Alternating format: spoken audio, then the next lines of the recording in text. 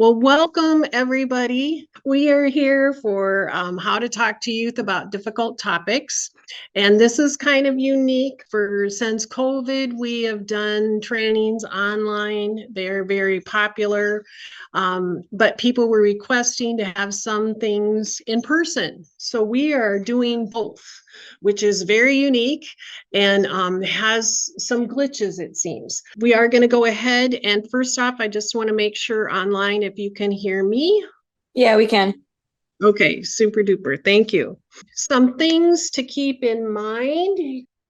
For those of you who are online, you can use your video as you choose to. Folks here in the room, we have a mechanism that's supposed to hear you saying things and moves around, but we're not 100% sure it's working. So we'll see. To folks online, we encourage you to unmute when you want to say something, and we do want this to be participatory, and there will be times where we ask you to give us some responses with things. As you know, we're recording, and then if we have your email, we will get you follow-up materials, which means basically we're going to get you the recording so that you can share it with others or you can look at it again. So that's kind of the things that we want you to know ahead of time. We want to introduce ourselves. My name is Kathy Schwartzhoff, one of the 3 mentoring coordinators at Helping Services, and I have been at the agency a total of 33 years, 30 of that full-time and 3 years part-time. I also have been a certified prevention specialist for around 26 years and been with the mentoring program since its beginning, which is around 23, 24 years. I have a husband, 3 kids, 3 grand girls, and 1 grand boy who's very young and little. So that's a bit about me. Denise, the co-presenter, why don't you share a bit about you? Here at Howard Winneshiek Community School District as the student and family case manager. I've been in social work for 27 years. 15 of those have been in the school setting.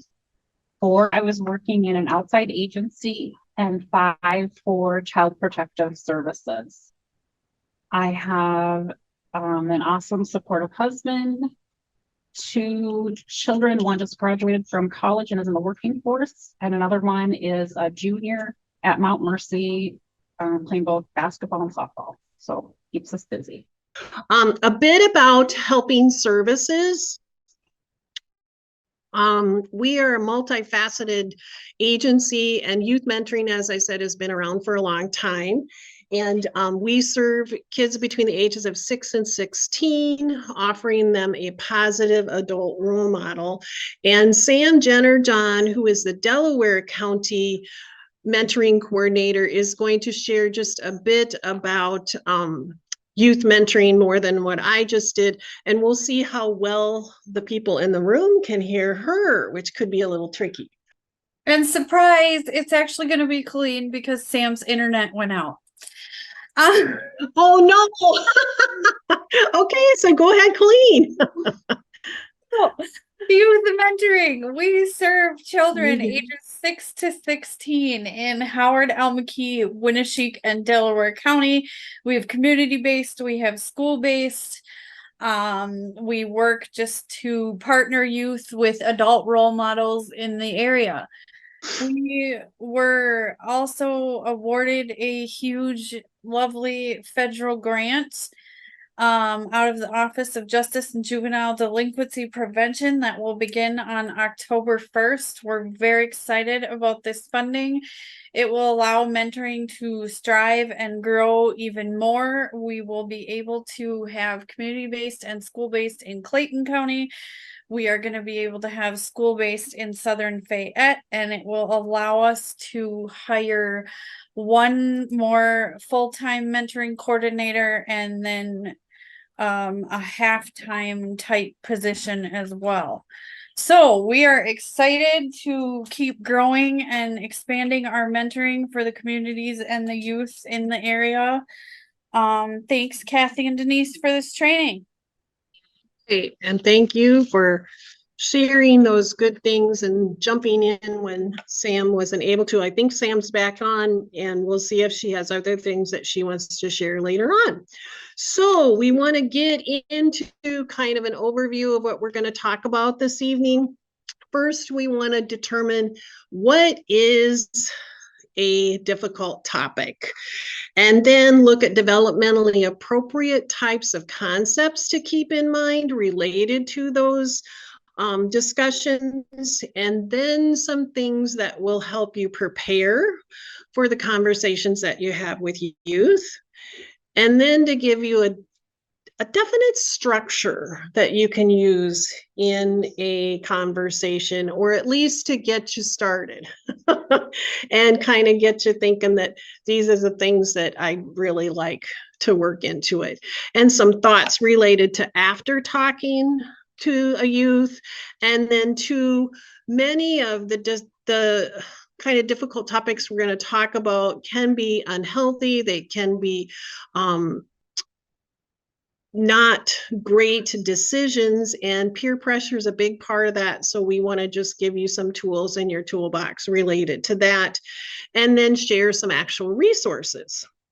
So at any point, please ask questions, whether that be online or the people that are in the room. And to give you folks that are online, our group has 4 people here in the library, and online, I'm not sure how many people, but is there like 10 or 11? Does that sound right, Colleen or Sam? Looks like 13. 13, awesome. That's terrific. Good, good, good. All right, so some things to get started. I think the number one thing that you need to hear tonight is the impact that you have on youth. It's very important. Your thoughts, your words, your gestures, even your posture, everything is related to that impact that you have. And youth are less likely to use substances that are addictive if their parents talk early and often about the risks. They establish clear goals and clear rules and consequences, and regularly monitor activities. And then beyond the parents, the neighbor, the mentor, the friend across the street, the teacher, the coach, a person that's in the life of a youth, their active involvement and support is critical to the prevention of youth substance abuse. So there are statistics that you can see here on the screen that definitely connect with those things. And so that's kind of an important preface to know your impact. So now we're going to get into what constitutes a difficult topic. And this is where you get to do some participation. And on the screen, there are some topics that are listed here. What would be some other topics that you might feel are a difficult topic for you? Mental health. Mental health, that is a super one. Great. Things happening with their family. Family interactions and family dynamics. Great. What else?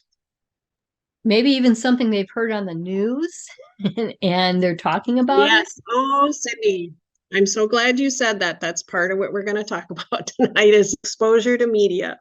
And some other things when I've done this training that people have brought up is grief, gender identity, divorce. And there is no set list, if you will. One thing to really be aware of is I can be extremely comfortable talking about substance abuse prevention topics because I've been trained in that area. So like my kids growing up, I was usually the one having a conversation with my kids about that. However, my partner really was there saying, yep, and watching and observing the kids and talking about that. And there were some topics that he was really good at talking about, and I kind of cringed. And that cringing or that gut feeling of like, oh, this topic, oh, I'm just not feeling it. That's how you determine if it's a difficult topic. If it's tough for you, it's just tough for you. And we're going to give you some things to think about related to that, and definitely some tools of how to get through it. So Denise, anything you want to share yet on that? Or wait till the next one? Okay. As I said, talking about having that feeling that's really uncomfortable, the first thing you need to do is to own those feelings and be like, yeah, geez, I'm scared on this one. I don't want my kids to go out and drink every weekend. It just really bothers me. So let's talk about this. And as the little bubble there says too, you can use this as a starter, conversation starter, when you talk to your youth, to say something like, this topic really worries me. So let's do some talking. So be aware of those feelings, own them, explore what those feelings are, and know it's okay that you're feeling that way, because other parents have felt that way. Your friends may feel that way, and prepare your thoughts and get ready to be talking. So that's the first thing that you want to do.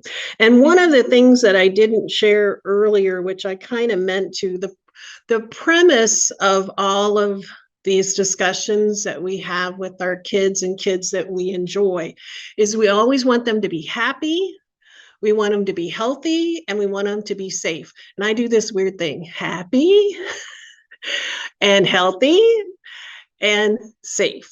That helps me remember those three things. I'm kind of a physical person to remember things. So remember those things. Denise, anything you wanted to share? I think it's important, and kind of going back to what you said about, one topic you may be comfortable with talking to your kids that maybe your husband isn't, or vice versa. I think it's important to have open communication with your children. I remember one night when my children were 5 and 6, they at supper were asking detailed questions. How does the baby get in a mommy's tummy? Where do they come from? Just real in-depth questions. And my husband was definitely uncomfortable. He got beet red, said, we don't talk about those things. And I said, oh yeah, we do. You can talk to me about anything you want. I said, I have a book at school that talks about conception, and I will bring it home and we'll read it together and we can talk about things. And so that's what I did. And I encourage them, if you ever have any questions, you always can go to mom and dad. We will talk to you, and we may not know the answers, but we will figure it out together. Cool. So that's a perfect example of one person's very comfortable with it and the other person isn't. So that's, and then two, you were supportive of each other, and that's great too. Super. Okay, looking at some conversation goals, the Substance Abuse and Mental Health Services Administration in the nation is a national resource that everyone can use related to substance abuse prevention and mental health issues. And they had these 5 goals, but we varied them just a bit because their goals were related to drinking alcohol and using substances. And we added doing other risky behaviors or unkind behaviors, because we really think that it fits the difficult topics. So moving to the next slide here, the 5 goals. The first one is that you need to show that you're concerned about that one. Oh, let's go. It should be the next one, Denise. And we'll come back. We can do that. Whoops. Okay. The 5 conversation goals. First one is show your concern about the topic. If it's sexual activity, if it's drinking, if it's, being out too late kind of stuff, show your concern for that area. Then show the youth that you care about them. And gestures go a long way. Your closeness to them can sometimes physicality can go a long way too. And just keep in mind showing that you care, and even saying those words, I care about you. This is why it's important to talk about. And show that you're a good source of information. And if you're not, get ready. You should do your best to get information or find information with them. And then to show that you're paying attention to them, their activities, who they're doing things with, who they're hanging out with, all of that stuff. And let them know that you're going to discourage those risky and unkind behaviors. And then the fifth goal is to build the youth skills and strategies for avoiding drinking and misusing drugs. So those are the 5 goals. We'll see if, can we get back to that? The next one is just a little scenario that we're going to do. And if you were paying attention, you're going to do really well. Oh, you can't go back. Okay. Hey, I can read it. Yeah. The scenario is, and we're going to decide if this is a true statement or a false statement. So when talking about grief to a first grader, it's okay to say that the person that has died is sleeping because the youth is too young to understand death. So either unmute yourself or put in the chat or shout out here in the room, is that true or is that false? False. False. False. I would say that they would never understand it if you don't start using it. If you tell a first grader they're sleeping, so okay, when are they going to wake up? Exactly. Could you guys hear that online? That was wonderful what Karen said. Yeah, wasn't that a great, and that was one of the things I was going to say, Karen, is yeah, if you tell them that they're sleeping, they're going to be scared to go to sleep. Yeah, exactly. And it is certainly okay to tell them that they can't talk anymore, they can't eat anymore, we can't go to their house and they're going to be there, kind of thing. Be truthful about it and honest about it.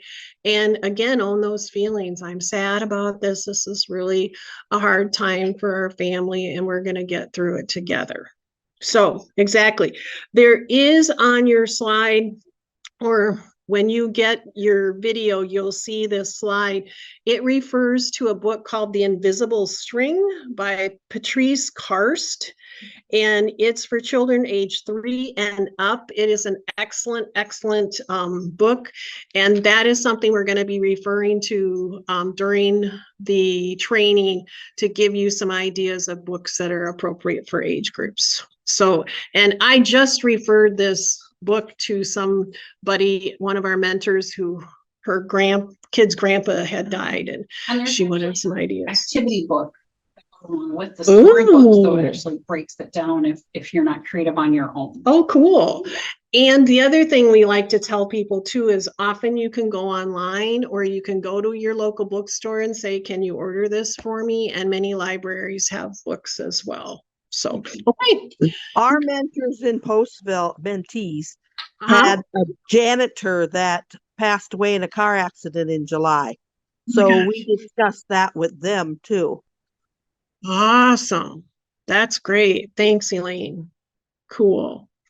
Okay, we're going to go ahead and look at some developmental concepts. And I do have to preface this a little bit with my degree is in child development, so I geek out during this section because I truly believe that meeting kids where they are in their development is really important. And their development isn't always a number, because a 10-year-old can have the abstract thinking of a 13-year-old, or another 10-year-old can have the thinking processes of a 7-year-old. So don't always go with a number. Know the child and be visiting with them. So the first area that we want to talk about, or first age group, I guess, is the preschoolers. And so those kids we say are between the ages of 2 and 6. And they don't really have very many life experiences. And then 2, they really don't understand the difference of pretend and real. And then 2, the primary relationships that they have, mom, dad, the family dog, my preschool teacher, my daycare provider, those primary people are kind of their world. And those are concepts to remember. Some things to keep in mind when talking with this age group is exactly what Cindy was talking about. Reduce their exposure to news because they don't understand all of it. And it's hard to figure that all out. The other things we're going to share helps you with sharing something that they may hear. Reassure them with your words and your gestures, saying things like you are safe. Your mom and dad are safe. We will do our best to keep everybody safe, and hugs do wonders at this age. Well, at any age. Well, Yeah. At this age, kisses fix boo-boos. So Yeah.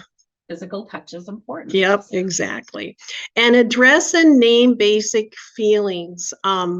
It's okay to feel sad. It's okay to feel angry. It's okay to feel bad, because embarrassed might be a word that they don't understand. So those basic feelings. And then to find out what they know, and you are going to hear this more than once tonight, so know that. And use simplistic and anatomically correct terms. Saying something like someone used a gun to hurt others is much better than saying there was a shooting at a school and 13 people died. Make it very simple, kind of non-dramatic, and someone used a gun to hurt people. Catch your own biases. Saying something like a pretty girl or that weird girl, those are definite biases. So you've got to be careful on that. Use words and concepts that they are familiar with. And if there's something being spoken about, someone stole something, you can relate it back to, hey, remember when somebody took your lunchbox at school? That's stealing, and that, remember how you felt?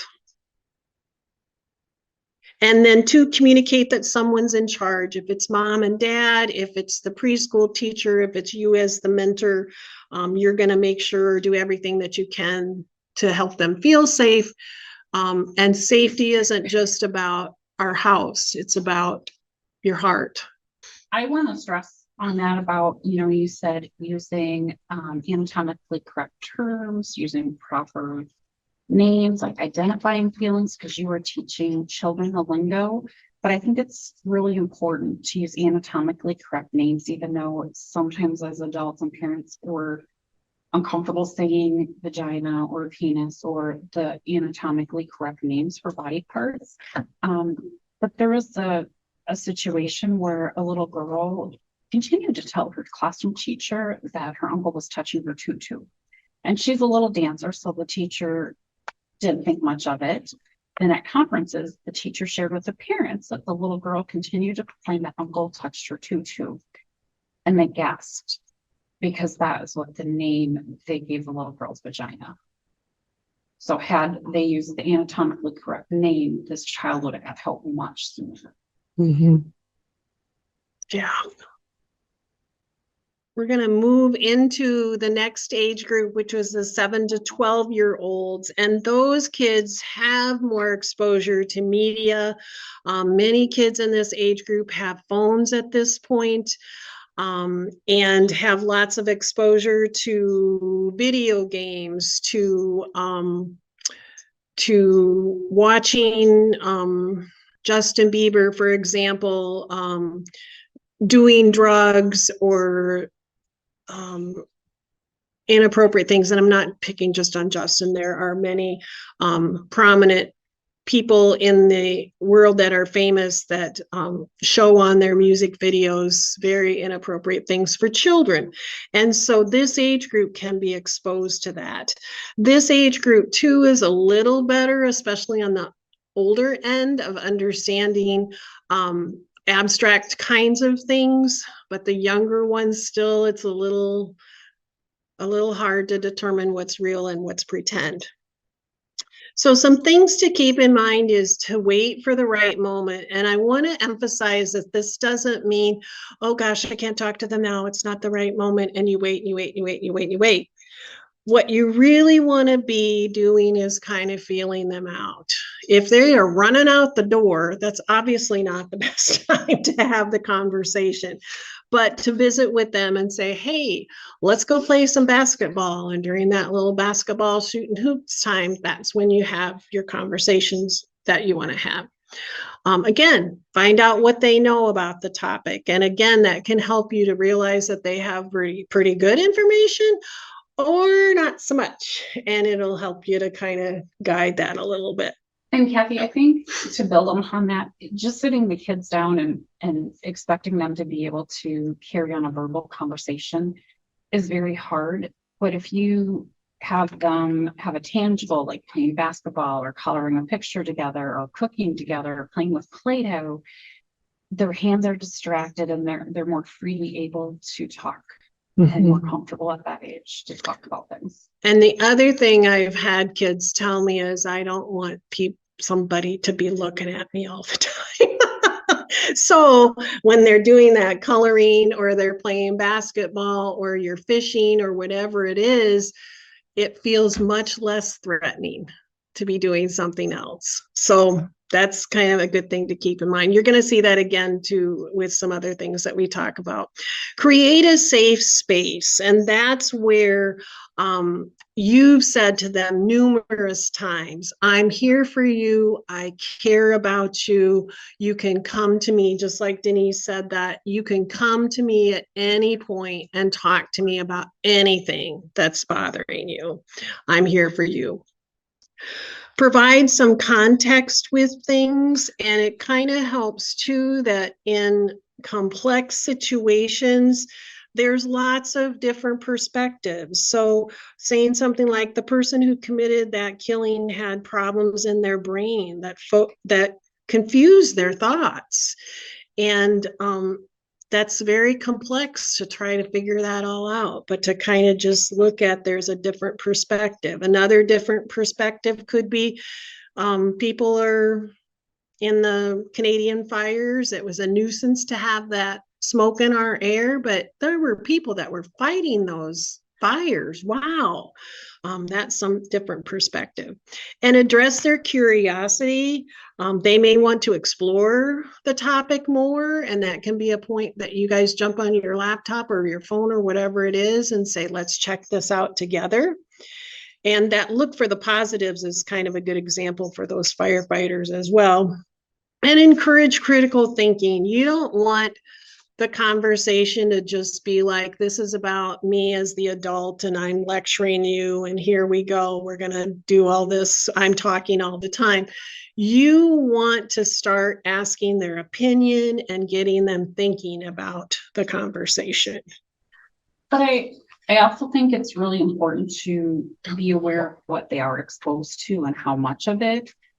Sometimes we think kids aren't paying attention or aren't listening, and they really are sponges and absorbing everything around them, whether it be what they're hearing on media, mom and dad's conversations, grandma, grandpa's conversations, their emotions and their feelings.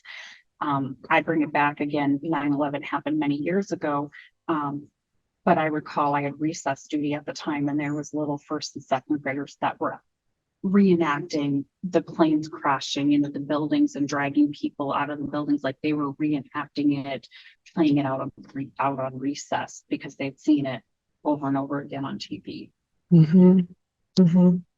Yep. So jumping into the next group, which is teens, and this might be the group that frightens the better part of people. That they're like, whoa, I don't know how to deal with these kids. I don't know how to talk with them. And the cool part about this age group is you really can have a great conversation with them as long as everybody's calm and you're kind of following some of the ideas that we're sharing with you. You can have a great conversation with them because they do have their own thoughts and ideas. And if you've created a safe space for them, they will share those things. And if you feel like there's ever a situation where it's not working out because someone's getting upset, whether you be you or them, that's time for, if it's you, to take a time out. And if it's for them to say, hey, let's revisit this later. It seems like we're really passionate about this and we need to be a little bit calmer. So some things to think about again is this group is all over the board with exposure to all kinds of media, and it is their world. Some things to remember is encourage that open dialogue, ask open-ended questions so that you're not just doing that lecture, but saying things about, what do you think about police brutality? Ask an open-ended question. Admit that you don't know, which is hard for us adults to do, but it's important to be like, sometimes we can't know everything. So admit that when you don't know something. Get them to consider the complexities of a difficult topic. Thinking about poverty, what are some things that you would change related to that? Should we accept tiny changes or help the problem little by little, or is it a big thing? So also talk about their news. If they're getting their news from marijuana and us, it might not be as credible as something that comes from Your Life, Iowa, or from SAMHSA. And you also can talk to them about that. Well, what do you think that this writer in this little, 10 points is getting towards? Are they getting towards that they want you to buy more marijuana and use it? Or are they telling you about what truthfully is happening to your body with it? So explore their news, and part of that news can be their friends, which isn't always credible information either.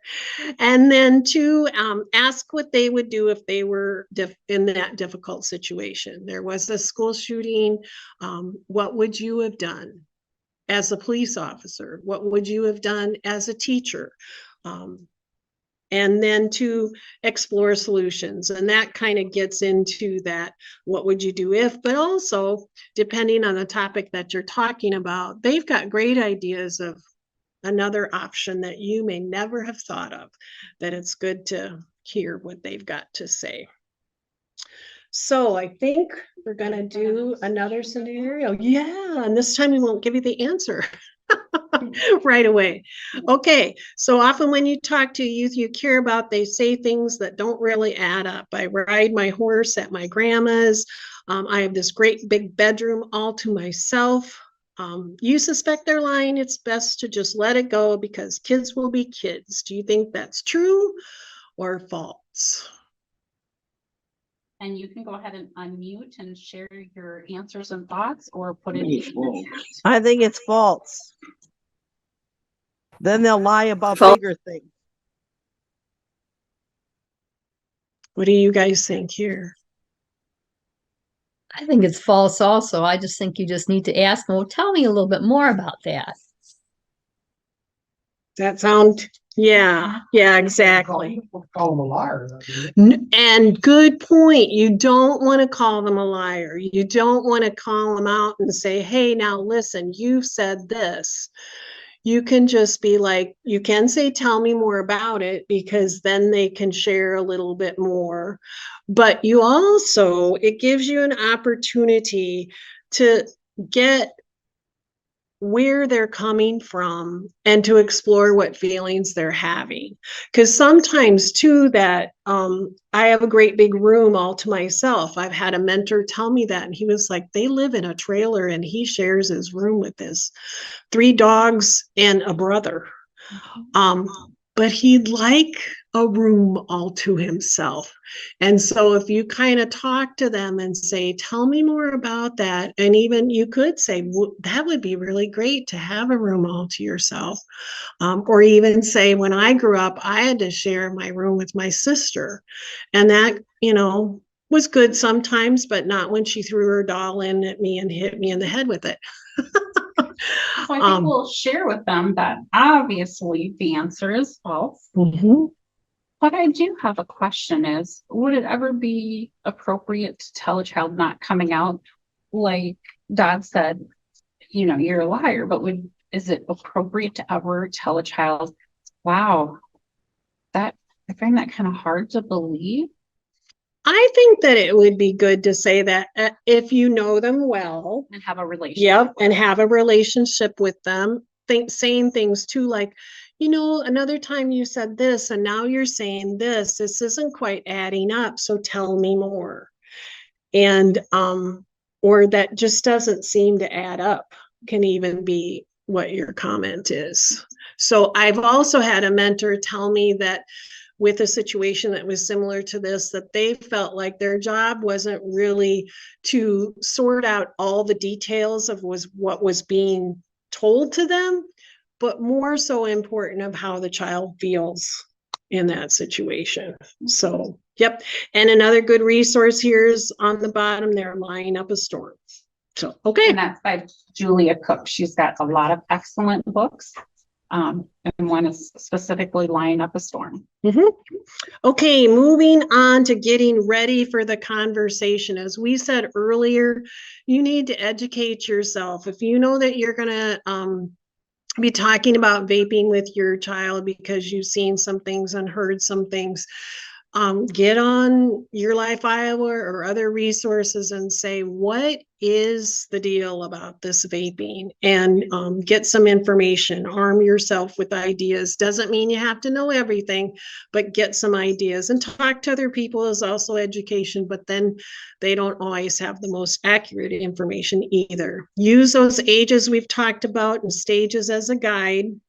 Make a plan. And as we said earlier, part of your plan is trying to figure out when a good time is, having it be a safe environment, doing something other than just the, hey kid, let's sit down and talk type of thing.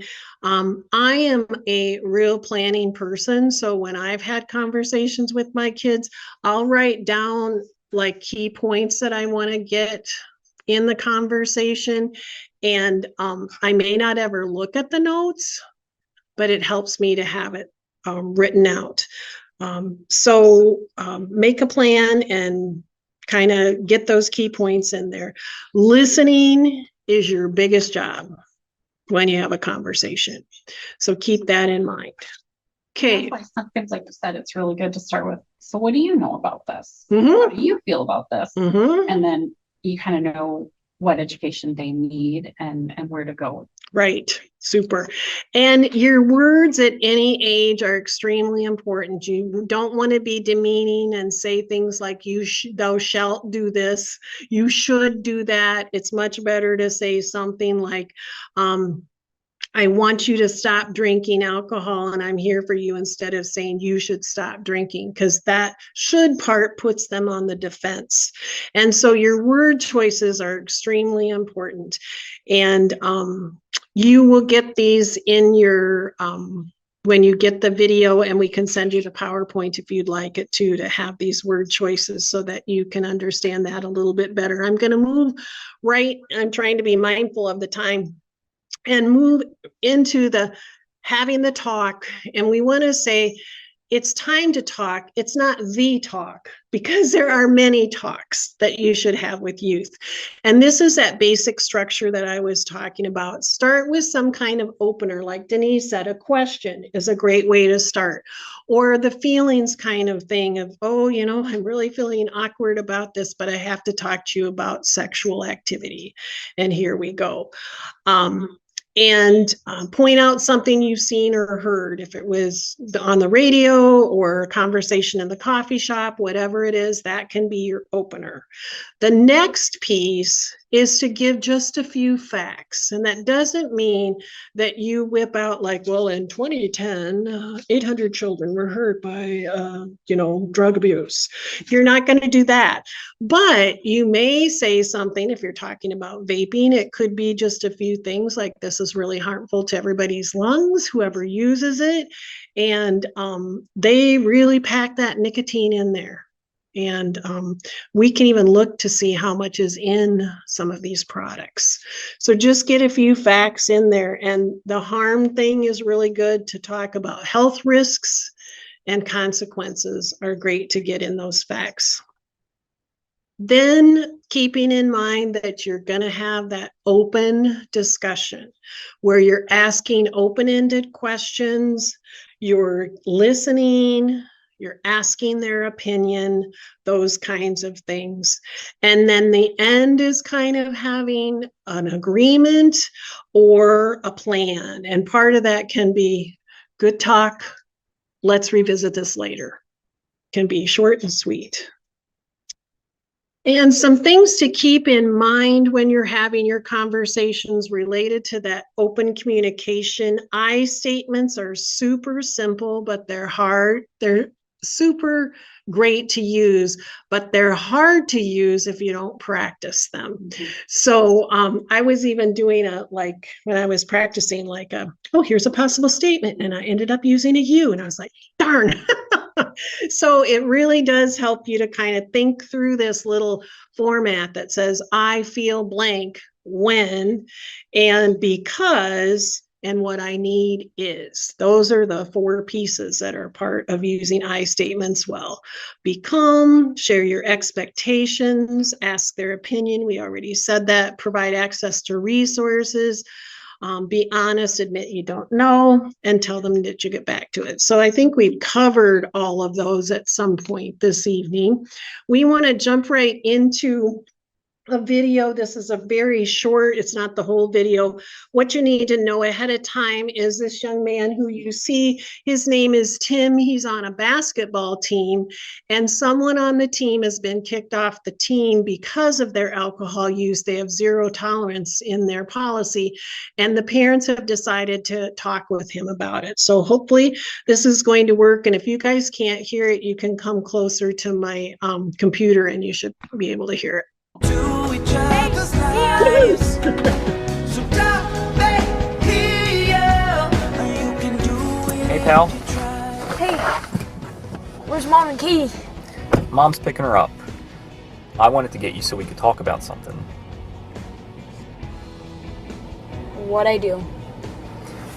I'm not sure. That's why I wanted to talk. I heard about Kyle and why he's off the team. Yeah. Mom and I were surprised. We hadn't really been thinking about kids your age starting to try alcohol. Have you tried it? No, I mean, I've been around kids that have, like Kyle. I mean, I don't know. Well, here's the thing. We realized today we haven't really been clear about alcohol and what we expect. It's really important to us that you do not drink alcohol. Okay. There are a lot of reasons why. Most important is that we care about you.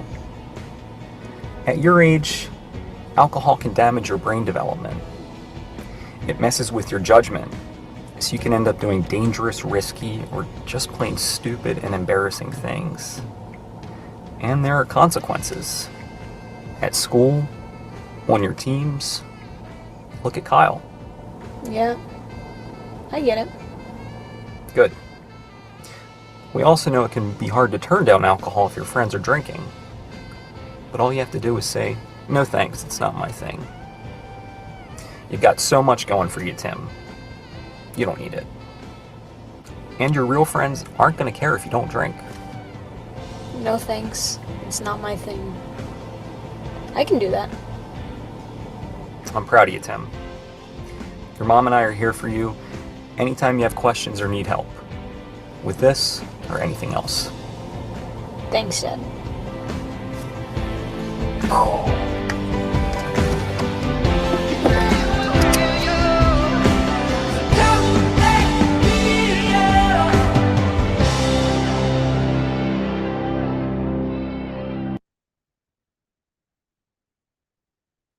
So that gave us some ideas of how the dad used, he had a little opener. Hey, we're going to talk about this. He gave a few facts, openly communicated. Obviously, the young man was kind of embarrassed by things, and he just kept going on and He gave an idea of what to say, which sometimes with younger kids is really helpful. And I love that he repeated it and he said, I can do that. So that's really cool. So Talk They Hear You has lots of good resources. When we get to the resource page, we'll talk just a bit about that. Really quickly, some things to keep in mind after you're talking to them or in the process is to reassure them if the topic is unsettling, like a shooting or fires or earthquakes, those kinds of things. It can be, and even grief of a loved one can be very unsettling. And so reassure them that you are there for them. The dad did that too. Mom and I are here to talk about this anytime. Make time for them if they need it. Maybe they need to go on a walk, or maybe they need to just play with the dog for a little while. That may help them. Agree that you'll talk about it at another time and be that approachable parent. And you could see from that video that that dad and that boy have had talks before, that he felt definitely comfortable with him. Some peer pressure type of strategies to remember. These are not every single one, but just a few. An idea could be to suggest an alternate activity. Hey, instead of drinking, let's go play some basketball. You can always blame the parents. My parents would freak out if I did that. So you can make the no funny. Doesn't work in all instances, doesn't work with every group, but if there's a child that you know or youth that you know that is good at wit and can pull it off and say, gotta go, president's calling, he's calling at my house, gotta go. Make an excuse. It could be, I need to go take care of my little sister, gotta go. And gather support is that idea of, hey, my team members on the basketball team, number one, I'd get kicked off if I did that. And secondly, Tom and Dick and I are going to go and play basketball together. Why don't you come? So it's a thing that you're including some other people and including that person that's asking you to do something that's really risky or unhealthy. Another strategy I want to share that I've heard recently that some parents have done with their children has created a code word. So if their child texted them that code word, it meant, I need out of this situation or I'm uncomfortable. And the parent calls the teenager or the child and says, something has come up, I need to come get you. And it kind of rescues the child and gets them out of an uncomfortable situation. Great. And that is not an all-inclusive list at all. No, those were just a few things, so great for that. Some resources, as we talked about earlier, Talk They Hear You, you can Google that. They have an app that you can use on your phone. You can actually say into the phone what you think you're going to say and then hear it back and see if you feel like it isn't resonating well. They give you talking points that are great. It's just got lots of good information. Operation Prevention Parent Toolkit is geared towards opioid problems, but again, conversation starters and things that you can talk about. His birthday party, Mm-hmm. and there were 5 family members there, Mm-hmm. and 3 of them had Narcan spray. To me, that tells me there's a opioid problem probably with that family, but I'm not positive. Why would 3 people carry? If he brings it up, I'll start talking about it. But I suspect that they're using opioid. Your background, you notice that, and he probably doesn't even understand what it is. My little Narcan spray cans right in front of them. So. Wow. That's interesting. I don't know if it was a giveaway or what, but they were just sitting right on the table right in front of them. So. Huh. That's interesting that they had it out right there. Could be. Maybe they just left a training and got it. Yeah, let's hope, right? I always try to look at the positive side. But Yeah. yeah, that would be, as an adult seeing that would be definitely a red flag. Like, And like Kathy said, that child might not have understood what that was, but if he asks questions, I think it's okay to be honest. Yeah.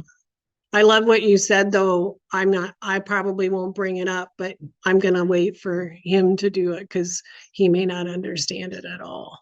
Yep. And going on to that site may give you some ideas too, Don.